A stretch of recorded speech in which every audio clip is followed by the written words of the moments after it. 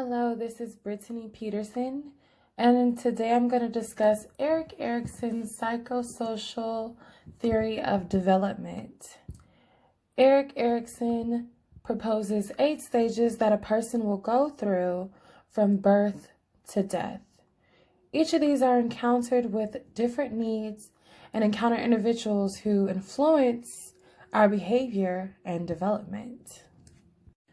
Stage 1, trust versus mistrust, which occurs during birth and 18 months, is when an infant is learning and developing trust for others.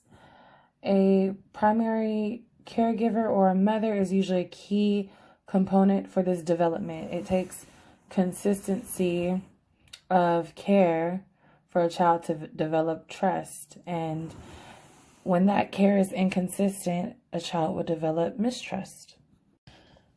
Stage 2, autonomy versus shame and doubts, which occurs during 18 months and about 3 years old. Autonomy is just when a child knows that they have control with themselves and the choices that they make, whether that be the activities that they participate in or how they interact with other people. This is when they explore their bodies and themselves, and they can develop self-confidence if given that opportunity by both parents. Now, if they are put upon shame for the things or the choices that they make, they can develop self-doubt because they're criticized for the things that they do. So having both parents support them plays a vital role in this stage of development. Stage 3, initiative versus guilt, which occurs during 3 and 6 years old. This is when a child is starting to begin school and they are in an environment away from their parents, away from their home, creating a home within a home, so to speak, since they are in school the majority of their time. And they're in an environment with kids their own age, and they are taking the initiative to play, to interact, to learn, and they may develop guilt if they are criticized for these choices that they're making. If they're being told that what they're doing is wrong, a child will develop guilt. Stage 4, industry versus inferiority. This is between the age of 6 and 12 years old. This is when a child is discovering their own interest and they learn how different they are from others. When they are encouraged, they become industrious, meaning hardworking. But when they receive negative feedback, they become inferior or lose motivation. At this stage, they are influenced by friends, classmates, and teachers.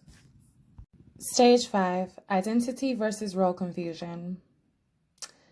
This happens during the age of 13 to 18 years old. This is when teenagers are learning their roles and identity as being students, friends, and children. Also, this is when a child is put upon the pressure of what is it that they want to do after they graduate high school, forcing them to learn their identity in life. This development also depends on parents. Parents can either push their child to be themselves or conform them to the views of which that can cause role confusion. Stage 6, intimacy versus isolation. This occurs during 20 to 40 years old. This is when an adult is learning to love and learning to be loved, learning to be in relationships and long-term commitments.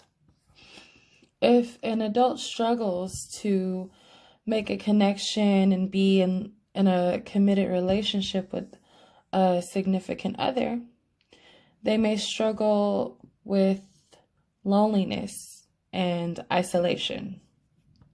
Our friends and partners help us with this developmental stage. Stage 7, generativity versus stagnation. This occurs during the ages 40 to 65 years old.